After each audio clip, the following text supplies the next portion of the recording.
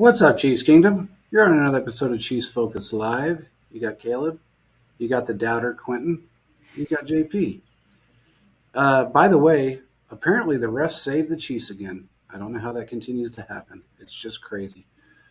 But we pulled out another one with a limped up Travis Kelsey, and we did what we had to do. Rasheed Rice showed out.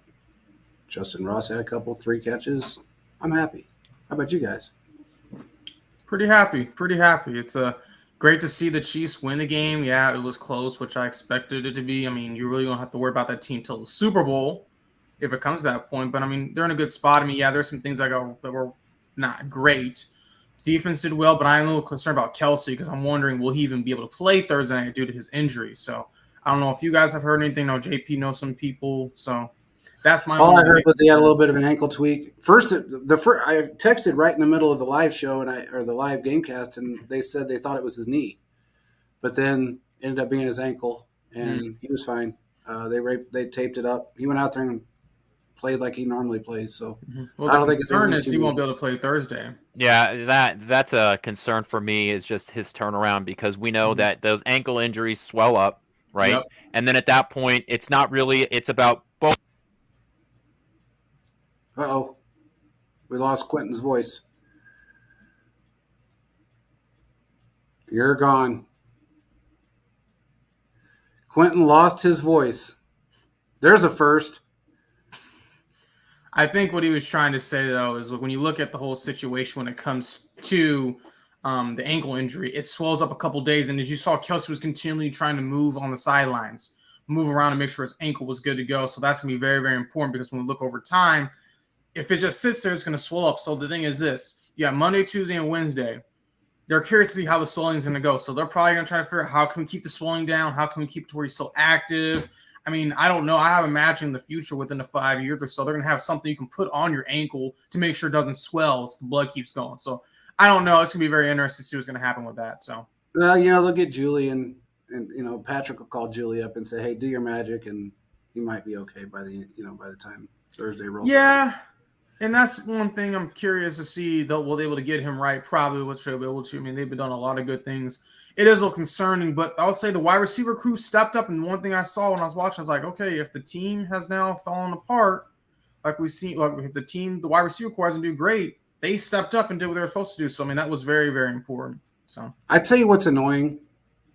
I watched this game very intensely. There was a lot of insane calls that I don't know where they came from. Some were completely missed. I can't remember who it was now. One of our defenders was George Karlaftis was held. Chris Jones was held. They pulled his jersey about half off of him. Nothing was called. I mean, it mhm. was one after another after another. Well, and They, that's the one thing they people were complain about trying is hard, well, trying and that's the hard. thing. They were trying to hurt Mahomes, but they were also. I mean, this was a game where we were saw for the most part they were trying to hurt the Chiefs play. Like they were playing hard. Which, hey, Yeah, with all due respect, it's football. You can do things like that. But what I noticed and saw is this: the Chiefs were able to hang in there. But yeah, Mahomes got hurt. His ankle got hit again. I mean, that's going to be a thing regular. So I mean, it's going to be interesting to kind of see what can they do. But I mean, going against this game against the Broncos, I don't know. It's going to be a little interesting to see what's going to happen because that's going to be very, very important. So. yeah, yeah.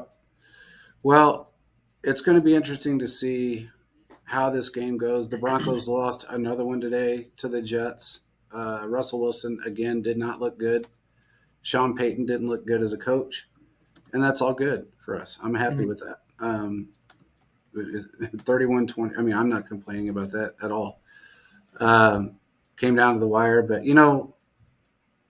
looking at how the Chiefs played this game today, there's two things that I am concerned with. One is the trust factor that I think the coaching staff and Mahomes have in the Mhm. wide receivers, Mhm. and I don't like it. If you're gonna bring in a bunch of young guys, fucking play the guys the way you normally play everybody else. Yeah. Don't go out there and ticky tack shit and act like you're scared. That is very concerning to me because you're now going into week 6. Week 6 rolls around and you're still seeing that same kind of mentality, that same attitude where, God forbid somebody, takes a chance on someone else, it's not going to go good the rest of the season. I don't like it. I don't like the way that's going right now. But other than that, the wide receivers did step up when they needed to. Hold on, what are you concerned with again? You're saying you I don't don't like like them. they're not trusting in the wide receivers. I would say this game we saw an elevation. There was a little bit more trust used. But they need to get another wide receiver in there that's a veteran. I They just have to. They have to at this point. I don't know who they can bring in that's going to be able to step in and understand this offense quick enough. Well, sometimes you got to, I mean, I know we don't like to say this, but you have to dumb down the play calling to make sure it's more effective at times for your guys. And what does that say, though, to the wide receivers that you have? If you don't give the – okay, here's my problem. What's up, Will? If we don't – look, if we're not playing the guys to their full potential through week 5, and then you go and say, oh, shit, we need another wide receiver, what is that saying to the guys that are on the field right now or in the locker room? Okay, wait. They don't trust us, but yet they haven't played us enough to trust us. So we're going to bring somebody else in. But I was saying this from years on out when they had guys on the team like you need to bring someone in because it just makes it better. It makes it to where there's another person on the field for other teams to watch. So I do believe it'd be nice for them to bring someone in. But I think the reason why they're not stressed out because our defense has really stepped up. Yeah, they've gotten knocked a couple times, but this defense is probably the best I've ever seen in my lifetime as a fan. So it's the best defense we've had since the early 90s. I would say that the pass rush probably needed to be better. I just feel like Kirk Cousins had a lot of time. But that secondary was great. In fact, one of the secondaries is my player of the game. I would say the pass rush was a little frustrating at times. But I also feel like Chiefs weren't blitzing a ton in this game. They were blitzing a lot on third down. I thought that too. Yeah. But there were a lot of times where they were sending 4. So, and maybe that's why your secondary looks so good because, you had a bunch of extra guys back there. So you were blocking. You kept Justin Jefferson at 28 yards and took him out of the game. That's crazy. That's insane. This morning I was having a conversation. It's like, what is a good, what's a good game for the Chiefs defense against Justin Jefferson? And people were telling me, oh, keep him out of the end zone, but 80 yards. Yeah, we thought he was going to get a quiet 100 yards, and he got a quiet like 25, if that. So, so we were way wrong. People were way over the place in terms of what is this team capable of in terms of keeping Justin Jefferson too. So I don't think you can look at this game at all and feel bad about this defense. It's really pass rush, which has been a question, but one more game and we get an addition back to our defensive line. So yes, and that brings is only going to get better. And that's another point. Yeah, we're going to get Amani Hill coming back one more game. But here's the thing. Would you rather bringing another wide receiver, another edge rusher? I feel like that's kind of the question the Chiefs are facing before the trade deadline. Do we need to bring an edge rusher or another receiver? Because I think our defense is great. They could be better, but I also feel like our wide receivers have done a better job as of late, specifically with this game. But I do feel like we need to have someone else to come in and help alleviate, just to add another wrinkle to it. But again, the only way that's going to work is you're going to make a trade. Now, one name, and this has had a question for me who they bring in. I mean, I don't think this would happen, but if you bring in someone like Kyle Pitts, I mean, it's not working out down there in Atlanta. He's not getting the ball. I mean, if I was an agent or I'd be trying to force a trade, and the Chiefs could bring him in, he was a tight end wide receiver hybrid. He could do what we thought Jordy could do.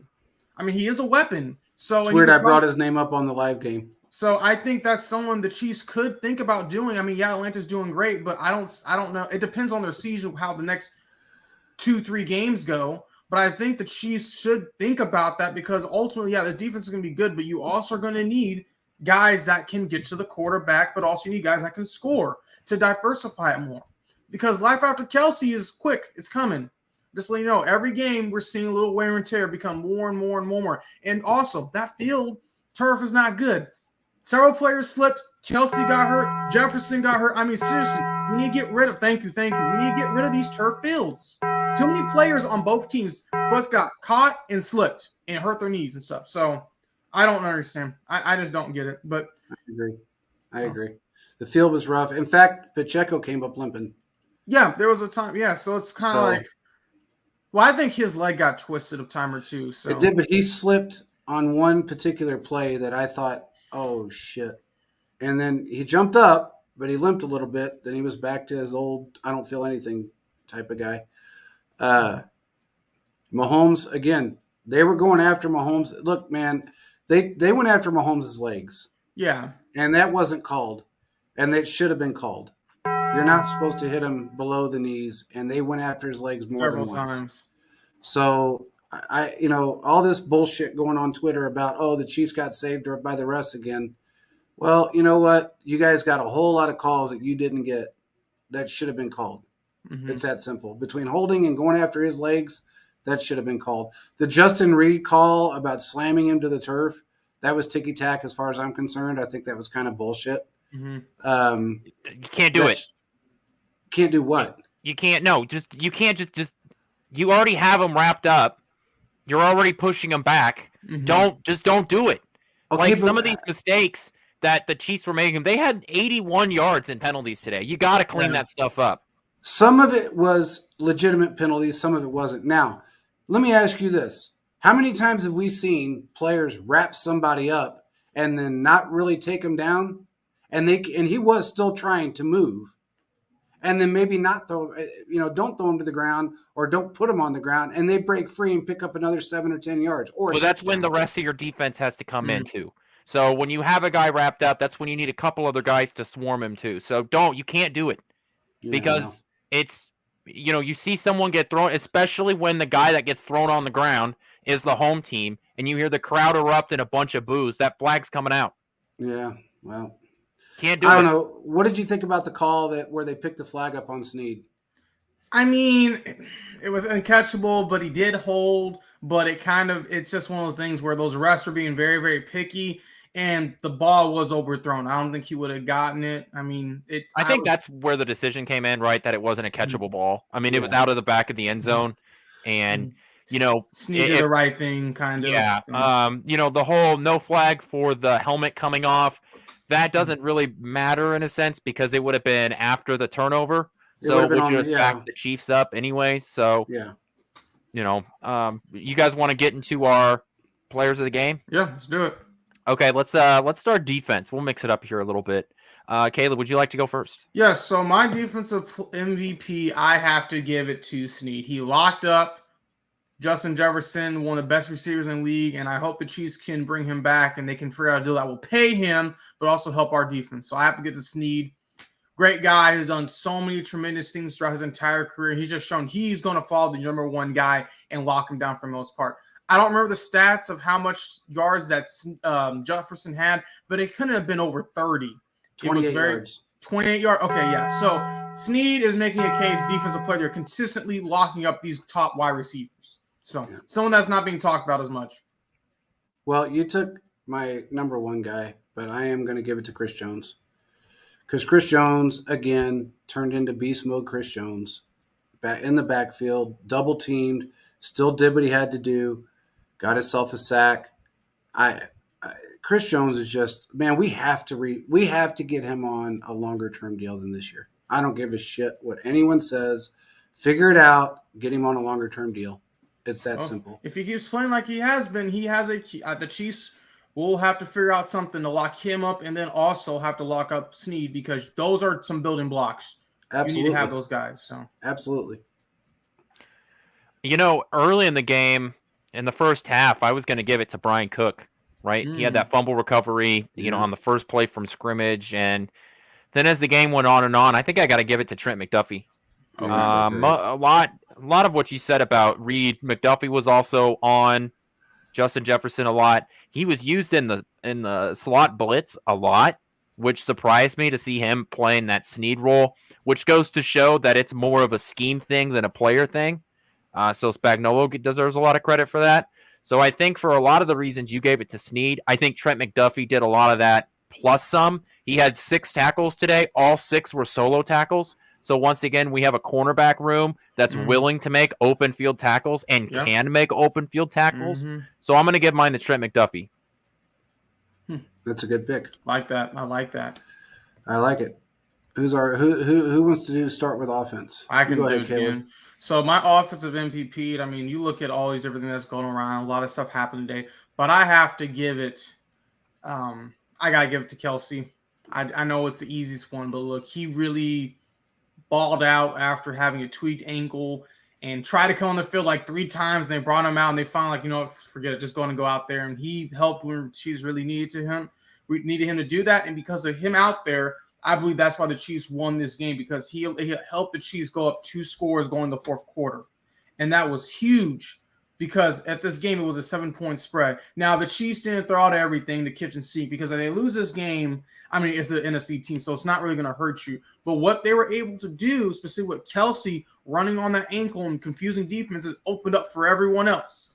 And there were many times where Mahomes found Kelsey, specifically when he like ran across the line but had a foot across and found him on that quick like slant, like that, like a quick slant pass to Kelsey, which caused a first down. So, I mean, there's a lot of great things that happen, but Kelsey has shown me over time as an offensive player, he earned that. He earned that today.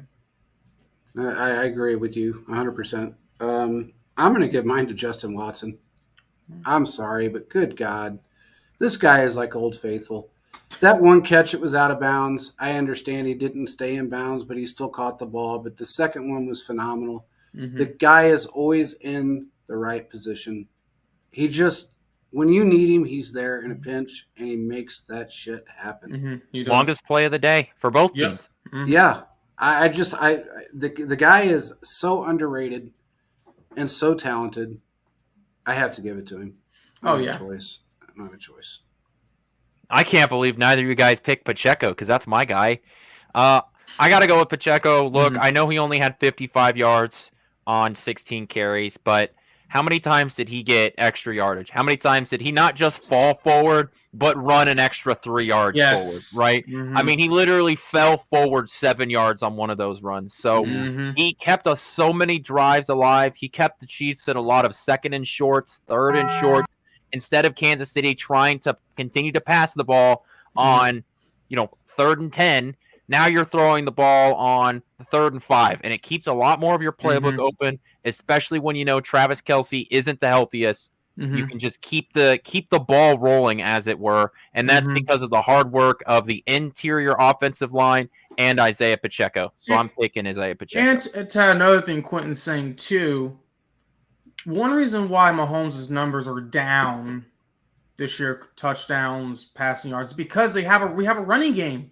You don't have to put all that wear and tear on Mahomes and things like that. So that just shows me that since we have a running game, this is a more complete team. Now, I believe we need some more wide receiver weapons, but since we have a more complete team, I'm not concerned. I'm not concerned one bit. This team is going to be rolling. And to see teams like the Bills lose today and see like the Dolphins were having little struggles, but they're to win.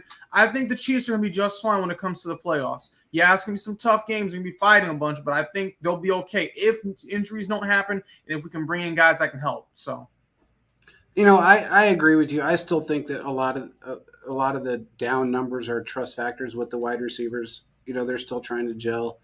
I think if these wide receivers were a little bit more adapted to our offense, or we're in better positions to or I guess maybe in the good graces of Mahomes and Andy, or even Nagy for that matter, I think Mahomes' numbers would be higher. But I agree with you. I think the run game is huge. Pacheco did a hell of a job. He was going to be my honorable mention for the offense just because he did so well, and he did keep everything. He kept at least 6 drives alive that we didn't have. I mean, he's literally like Quinn said, fighting for yards, fighting. So that's huge. I don't know if he was bullied as a kid. He's the nicest guy on the planet. I will tell you this, JP. But reason why I think he's doing so great at this point in his career, because when he was at Rutgers, they were not good. He was averaging 3 yards a carry. And he didn't get all that wear and tear like a Jonathan Taylor had going in the league. So he's just busting through. So I think that's perfect. But I also believe he's preparing his body to take these hits, because I think he knows that a running back's life is not long when it comes to an NFL career. So I believe he's actually taking the effort to make sure he's all good to go, because, I mean, some of these hits is like, even some of the greats, it's kind of like, I don't think he could come back from that, and he's still moving. So I just hope it continues to go well for him. I just hope it continues to go well. So I have a weird, strange feeling. Somebody had mentioned to me that they thought that maybe he would be converted to a wide receiver next season. I don't know if that'll happen next season, but I can absolutely see that happening at some point in his career. I can see it A happening. hybrid, like a A Debo. hybrid player like a I Debo. mean, it could work. It could work. It wouldn't surprise me, but then again, who's gonna be the person? You're gonna need to find someone else to take his place. P. Well, Ryan. whatever. Okay. Are You they got really P. high on him? Ryan. Are they really I high on am. him? I'm everybody I've talked to is high on him. I don't know Okay. why. They Well, say he's a little raw, but damn, he's a good player, dude. we're at the point where we're having scat backs, and yeah, Pacheco's our main runner, but in a pinch, we know we can throw it to him. He can do well. So Yeah. Yeah. I agree. I agree. Well, I don't know, man. It wasn't a very it was kind of a sloppy game to a degree. Mahomes had some great the beginning at the beginning of the game was phenomenal. He had a great drive. He looked great. He was carving up the defense. Kind of, we lost our momentum with some of that bullshit that went on, with the calls and just certain things that happened there for a little while, but they got it back, and that's what they needed. At halftime they made some adjustments. They came back and they won the game, and that's all that really matters at this point. Now, again, I think you never look for everybody that's out there that's bitching about these games and these refs. Yeah, it's a pain in the ass. there were There's bad nothing you calls can on do. both sides. I mean, Both sides, and that's every game. It's not just one game. It's every game. So let's not sit here and dwell on just that, because if it would have went the opposite direction and you guys would have won, kind of like how Cincinnati did in the AFC Championship game, I'll say it 11 times in 3 seconds that, I got a lot of help out there from the refs. That's something that you got to think about. It goes both directions. You can't expect, they're never going to take the human element out of this. This is not going to go to an AI driven. the only thing we're going to see is just more of the refs looking at the cameras and trying to figure things out. That's the best we're going to get, and that's where we're at. And I have a feeling, I think things have gotten better to an extent. Have gotten a little bit better. So. Yeah, after looking at today and watching some of the calls, the bad calls, and then on both sides, I don't know if it's gotten better. I think what they need to do is they need to actually utilize the booth a lot more and be able to call down to the referees and say, "Hey, look at this over again." I know they can't. I think that's what they're. I think that's kind of what they've been doing, though, too. I think they need a guy up in the booth. They need a sky judge. That's what they need, because I don't want a bunch of stop of play, right, to look at all this stuff. But if you have a guy that can see, 7 different camera angles at once, like we can see from our couch, and can immediately call down and say, "Hey, that was a flag. Throw the flag," while the play is happening. Then you can continue to keep the speed of the game up, but also you can make correct calls and stuff like that. So I think that would help with a lot of stuff. But fans have been calling for a sky judge or something close to it for a while. Scott, I agree with you. No false starts and no illegal lineup today. Hey, and by the way, Taylor didn't get called for a single penalty today, so kudos to him. Not one penalty on Taylor. So yep, and Mahomes didn't throw an interception, and Thiz said that earlier. Yeah, did not throw an interception. So not throwing interception, so that's a good thing. The one thing getting to this whole situation, the television. Look, man, TV markets are not going to allow you to drag this game on for 5 or 6 hours.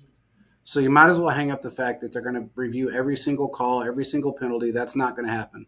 They need to coach these refs up a little bit more, and maybe put an extra ref down there if they are not having a hard time seeing things, whether it be a line judge or whoever it may be. That would help, but you're not going to fix everything.